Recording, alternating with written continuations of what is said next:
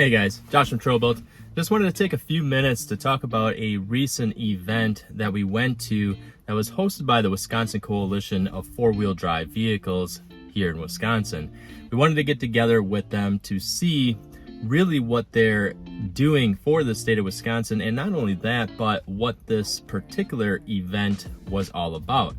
In fact, this was an event where they had invited the Wisconsin State Trails Council to come out to Tigerton, Wisconsin to have a ride and really just see an inside view of what the off-roading community actually looks like. Tigerton Off-Road Park up in Tigerton, Wisconsin is a unique off-road park in the fact that they have their trail systems all set up to be sustainable for many years to come. What I mean by sustainable is the fact that there isn't any rivers that run through the park. There is a small creek, but it's sectioned off. There are some mud holes in the park, but all the mud is contained into one area. There's no runoff, there's no erosion going on. But it is really a great example of what a sustainable off-road park can look like in the state of Wisconsin. Having said that, the park is only sustainable because of volunteers regularly being out there to help do trail cleanups, make sure there isn't any logs on the trails. If there's a huge rainstorm or thunderstorm and some of the areas get more flooded than usual, then they'll come in and put some more rock in there. But it really is the volunteers that make the Tigerton Off-Road Park sustainable. Being the fact that Wisconsin is very conservative in a way that the land access for motorized vehicles is extremely limited. In fact, there are only a number, maybe 3 parks for sure that I know of in the state of Wisconsin that are open to the public. In fact, 2 of them are privately owned land, whereas one of them, like Tigerton, is the only publicly owned OHV park in the state of Wisconsin. So obviously this state is not very open to motorized recreation, which for us being avid off-roaders and enthusiasts doesn't leave us a lot of opportunity for places to go off-roading, to go wheeling with our buddies, to go hang out. There's really not a whole lot in this state for us to do. We're always traveling either up to Upper Michigan or we go over to Badlands, Indiana. And there's some other parks in other states that we have to travel to if we don't want to go to this Tigerton off-road park. So if we don't want to go to Tigerton, we're not left with very many options at all within the state of Wisconsin. So we end up traveling quite a bit just to enjoy the activity that we love to enjoy. It's a lot different than where a lot of you guys are in different parts of the United States where there's BLM land and there's plentiful areas and trails to go off-roading at. It's not like that at all. But what the purpose of this video is to try to open up some doors of opportunity for motorized recreation in the state of Wisconsin, to just sort of get the word out there that there are plans in place to help expand the motorized recreation for off-highway vehicle enthusiasts in the state of Wisconsin, and to also spread awareness, to be involved in your local off-roading clubs, and to get involved with groups like Tread Lightly, with Matt Coldwell and his team just out there doing a phenomenal job cleaning up trails all over the country.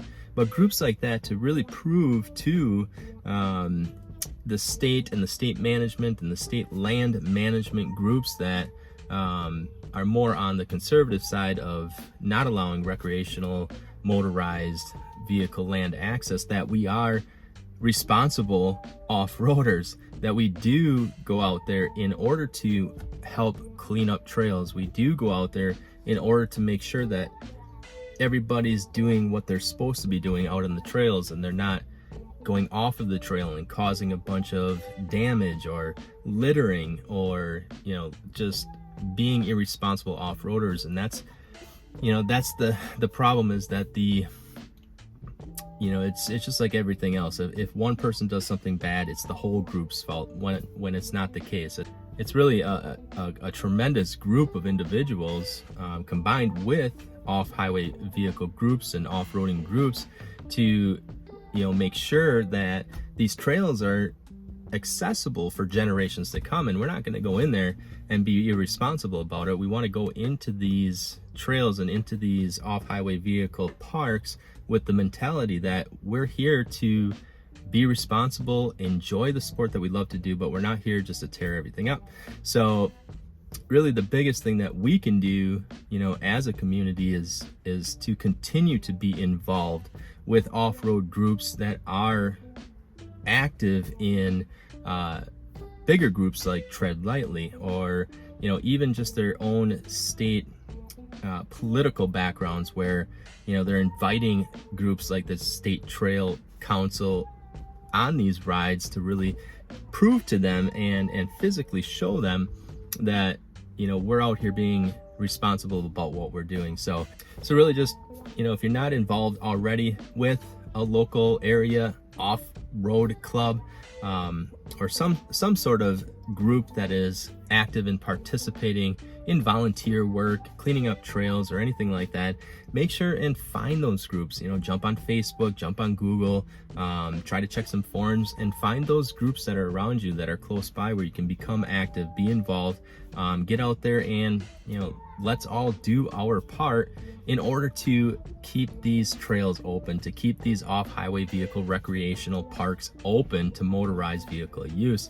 Or eventually there's just not going to be anywhere to go, and none of us want that, right? So anyways, we had a phenomenal time hanging out with Wisconsin's Coalition of Four-Wheel Drive Vehicles and all the guys that participated in that, all the trail ambassadors that help organize that and keep everything running smoothly. It was quite awesome. We're excited to get back to the next event that they have, which is going to be over in the western part of Wisconsin at one of the parks that is a privately owned area that's called Apple Valley Off-Road Park. So we're going to be there the third weekend in August, and then from there we're going to be heading down to Loveland, Colorado for Overland Expo Mountain. So that's going to be pretty exciting as well. But either way, guys, definitely a pleasure hanging out with you. Don't forget to hit that subscribe button, guys. Hit that like button if you like today's video, and remember, 4 wheels, tires, suspension, and accessories for your off-road vehicle or your on-road vehicle, doesn't really matter. You can check them all out right on our website. That's TrailBuiltOffroad.com. Plus,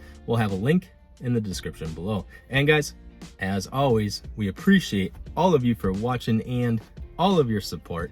I'm Josh from TrailBuilt, and we'll see you guys out on the trails.